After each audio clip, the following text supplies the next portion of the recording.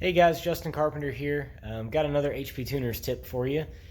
Today I want to go over Lean Cruise, how it works, how we enable it, and then I'm going to show you in the scanner what it looks like when this feature is actually working.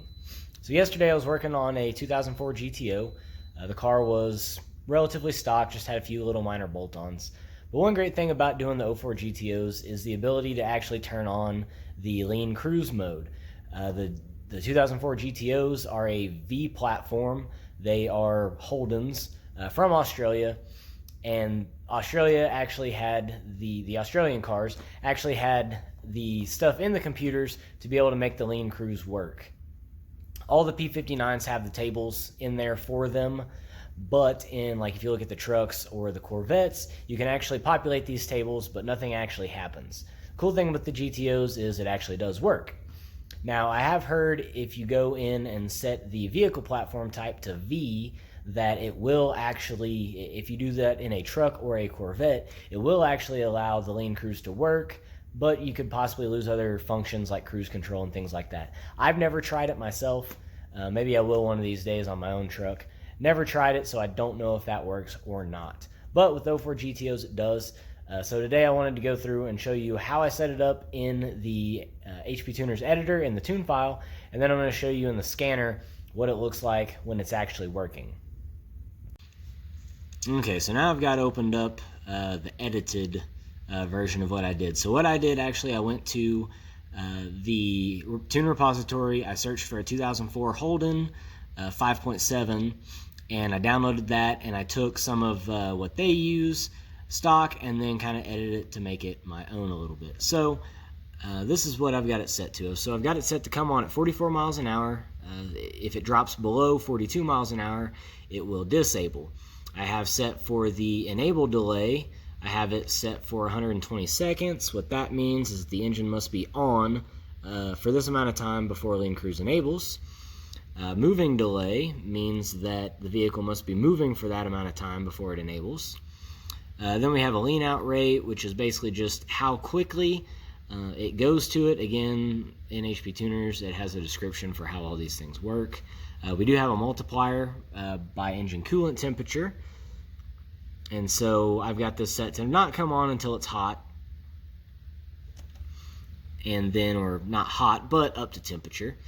Then we have the EQ ratio subtractor. This is what tells it how much to lean out.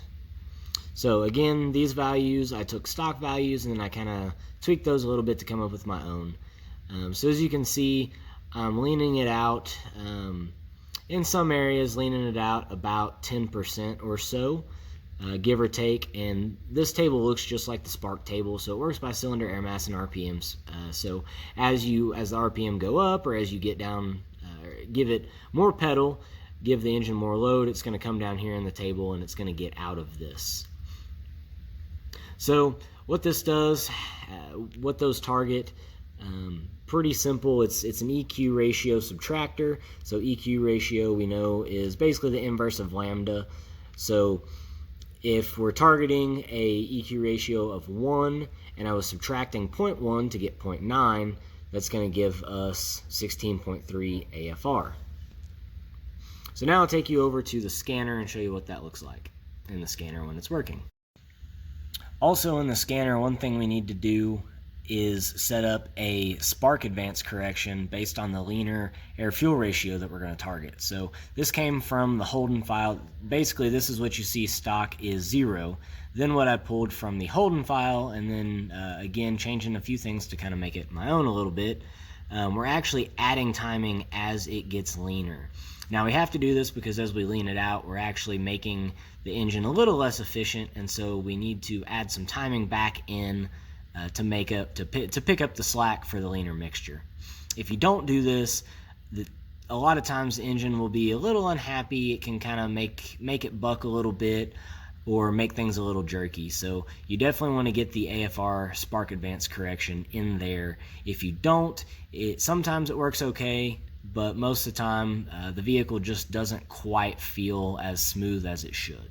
Scanner, and you can see I'm doing 76 miles an hour. Got it on cruise control. You can see our EQ ratio This is actually what the wideband says. But over here in our channels, I've got equivalence ratio commanded and air-fuel ratio commanded. So right here, we're actually commanding a 16:1 air-fuel ratio.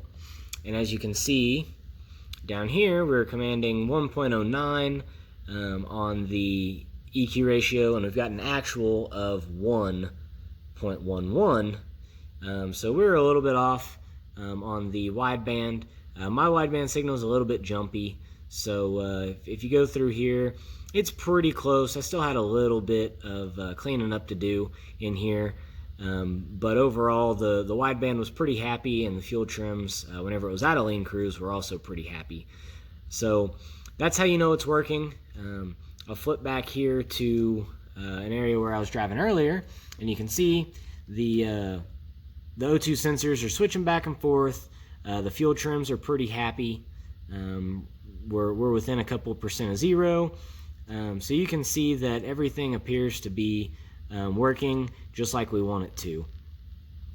One thing that also needs to happen, so that's how you enable lean cruise mode on a 2004 GTO. Pretty simple, real straightforward. Go to the tune repository, download a stock Holden file, take a look, see how they set everything up to work, adjust try stuff out, adjust it, see what you need to do to make it work perfectly for you. Some cars you can go pretty lean on, other cars won't want to quite go as far. Some will want more timing, some will want less timing. These are all just things that you have to play with. Again, that's part of tuning. We have to give the car what it wants to give us the result that we want. So if you like this video, let me know. If you have more questions, if there was something I didn't cover quite very well, or you've got suggestions or something you want me to revisit or go over in more detail, let me know, and I'll see you on the next one.